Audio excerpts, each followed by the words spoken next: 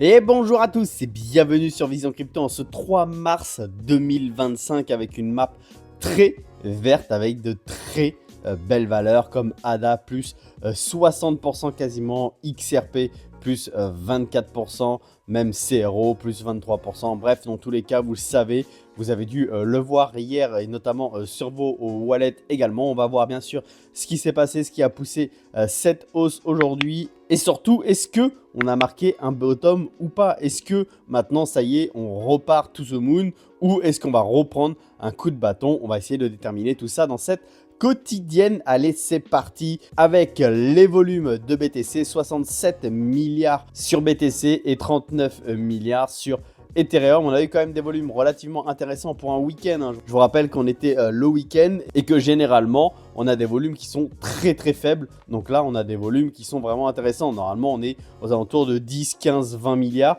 Donc là, on a eu 2 à 3 fois plus de volume. Donc on va tout de suite sur notre ami BTC. Qu'est-ce qu'il nous a fait? Eh bien, une grosse mèche, hein. Ça a vraiment explosé, donc véritablement intéressant. Alors je vous avais dit qu'on risquait de faire un short squeeze puisque les fundings étaient en négatif. N'hésitez pas à aller voir les autres quotidiennes où j'en parle. Et donc du coup, c'est ce qu'on a fait. On a fait un gros short squeeze, on a été récupérer beaucoup de liquidités. Mais c'est un mouvement qui a été porté surtout par une seule nouvelle. Et laquelle, on va aller la voir tout de suite, celle de Donald Trump qui dit: le président Trump annonce une réserve stratégique crypto qui comprendra XRP, Sol et ADA. Donc je vous rappelle, hein, ici XRP qui a explosé plus 25, ADA plus 60 et Sol plus 17%. En vrai, ils ont même fait des performances plus importantes que ça, hein. Vraiment, il y a eu des gros décollages. Si on va voir Sol ici, regardez, Solana a explosé, ADA Cardano a explosé et bien entendu XRP a explosé. Donc c'est bien dû à l'annonce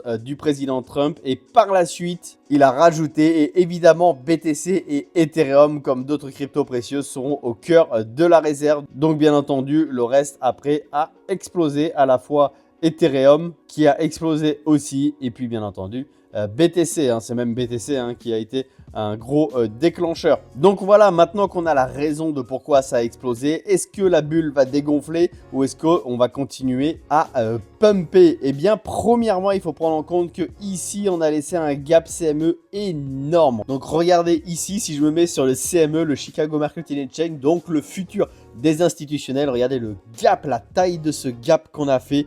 Donc je pense qu'on va le combler au moins de moitié, à moins qu'on fasse un fake, hein, vous savez, ça se fait beaucoup notamment sur le Dixie où on fait genre on va combler le gap CME et en fait on pousse très fort juste pour piéger tous les shorters qui essayent d'avoir le gap CME.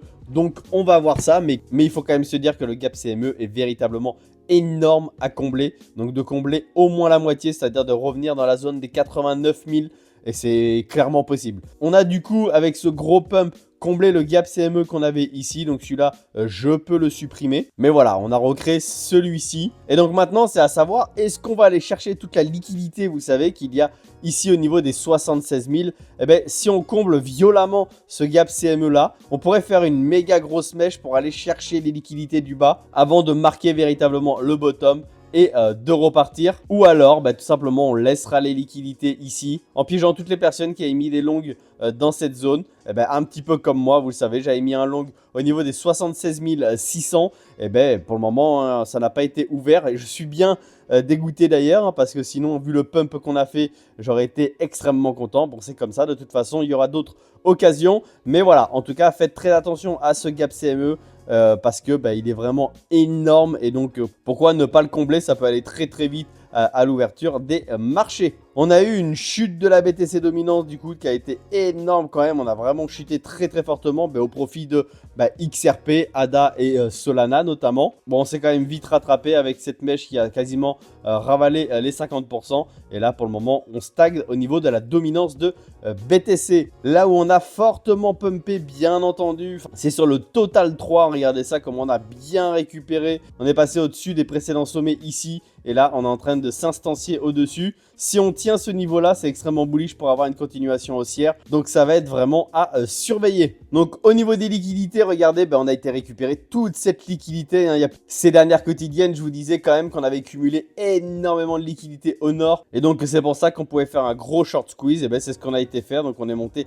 très vite, très fort. Il reste encore pas mal de liquidités. Vous voyez juste ici aux 96 000 qu'on pourrait vraiment venir chercher rapidement avant d'aller chercher le gap CME. Donc par exemple, pour piéger toutes les personnes qui pensent qu'on va combler le gap CME tout de suite, on pourrait faire un pump, capturer les liquidités ici avant de faire un dump et aller chercher les liquidités au sud. Bon, bien sûr, c'est qu'un scénario. Hein. On peut aller aussi combler le gap CME directement. Si je me mets en 48 heures, on a recréé de la liquidité en dessous. Regardez, ici, on a recréé rapidement de la liquidité. Mais surtout qu'au niveau des 85 000, on a laissé pas mal de liquidité aussi. On pourrait venir les récupérer. Donc, sur l'order flow, vous voyez, on avait les fundings qui étaient quand même pas mal en négatif ici. Et donc là, on a pumpé très fort. Et on recommence à avoir des fundings en positif, mais c'est relativement faible, vraiment très faible et très fragile. Et on peut même voir que ici, après le pump, il y a eu énormément de shorters et on voit qu'on a eu les fundings légèrement en négatif. Donc à faire attention quand même parce que les fundings sont relativement bas. Si jamais on a des fundings qui reviennent en négatif, on pourrait vraiment faire un fake, donc ne pas récupérer le gap CME tout de suite et pumper à l'inverse pour piéger tous les shorters. Justement, au niveau des personnes liquidées, bien entendu, ce sont les shorters en majorité qui se sont fait liquider pour 546 millions. Mais mine de rien, on voit qu'il y en a pour 300 millions de longues. Donc, on a eu quand même beaucoup de longues qui se sont fait liquider par rapport au pump qu'on a eu. Donc, on retrouve encore 845 millions de personnes liquidées. Donc, ces derniers jours, quand même, cette dernière semaine, on avait fait extrêmement mal en termes de liquidation. Donc là, ça nettoie véritablement le marché. Bien entendu, un gros pump comme ça et des bonnes nouvelles, ça fait remonter directement le Fear and Greed. Donc on est remonté quasiment à 40. Hein. Je vous rappelle qu'on était à 22. Donc c'est pour ça. Est-ce qu'on a posé un bottom? Est-ce qu'on n'a pas posé de bottom? C'est vraiment la grosse question. Personnellement, quand même, je vois bien un retour ici à la rigueur pour après repartir. De toute façon, vous voyez, cette figure que j'avais fait ici, un W, hein, et notamment ce que je voulais ici, c'était un W bottom, c'est-à-dire que là, on marquait un bottom en faisant une figure de retournement très positive, donc le W. Donc on pourrait très bien le faire ici, c'est-à-dire que là, on pourrait très bien revenir, redescendre, prendre le gap CME, récupérer les liquidités avant de repartir. Ça serait très bullish. Si ça fait quelque chose comme ça, ça marque, je pense, un bottom. Au niveau de la heatmap, les fundings, c'est plutôt propre. Il n'y a pas trop de shorters, pas trop de longues. On est plutôt dans le neutre, donc on est plutôt sur un marché qui est relativement sain. Allez, cette semaine va être extrêmement importante. Déjà, dès aujourd'hui, il va y avoir les PMI manufacturiers qui vont être importants. Donc, à 15h45, puis l'indice PMI manufacturier de l'ISM à 16h. Donc, ça va être à regarder. Demain, il n'y a quasiment rien. Par contre, mercredi, création d'emplois non agricoles qui va être regardé, le PMI service, ça aussi extrêmement regardé, et l'indice PMI non manufacturier de l'ISM à 16h. Jeudi, bien entendu, les inscriptions hebdomadaires au chômage, très important. Et vendredi, salaire horaire moyen, création d'emplois dans le secteur non agricole, taux de chômage, rapport sur la politique monétaire de la Fed, discours de tonton Powell. Donc vendredi, ça va être une très grosse journée. Et en plus, ça va être le vendredi 7 mars. Et je vous rappelle que le 7 mars, il va y avoir David Sacks qui va nous donner beaucoup d'informations, je l'espère, au Crypto Summit. Donc ça, c'est le 7 mars. Donc le vendredi, la vendredi de cette semaine, ça va être très important parce que à la fois il va y avoir des nouvelles macros et à la fois il va y avoir le Crypto Summit où on va avoir pas mal d'informations. Et donc d'ailleurs sur ce post là on peut voir le président Trump a annoncé la création d'une réserve stratégique de crypto-monnaies composée de Bitcoin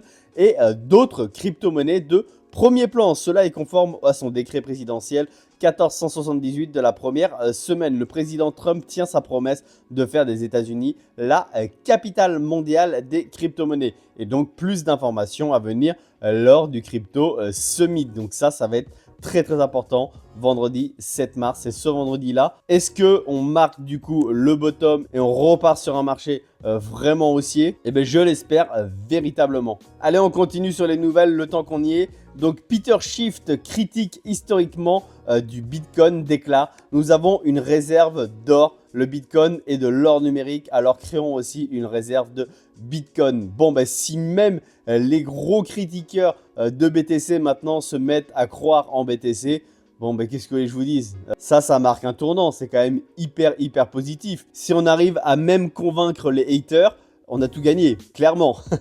Donc voilà. Donc Peter Schiff se range du côté d'une réserve stratégique en BTC. Incroyable. Voilà la team, on a vu les principales informations, on a vu pourquoi il a eu ce pump. Maintenant faites attention, je vous rappelle, il y a le gros gap CME à combler. Est-ce qu'on va piéger les shorters en montant un petit peu plus haut ou est-ce qu'on va combler le gap CME directement? Et ensuite, est-ce qu'on va pas avoir une semaine rouge avant le 7 mars, avant vendredi, de tout repéter à la hausse? Vraiment, faites attention, le marché peut être très piégeux. Là, il a vraiment pumpé sous l'effet de l'annonce et ça va être extrêmement important le 7. De toute façon, vous le savez, on verra ça sur la chaîne.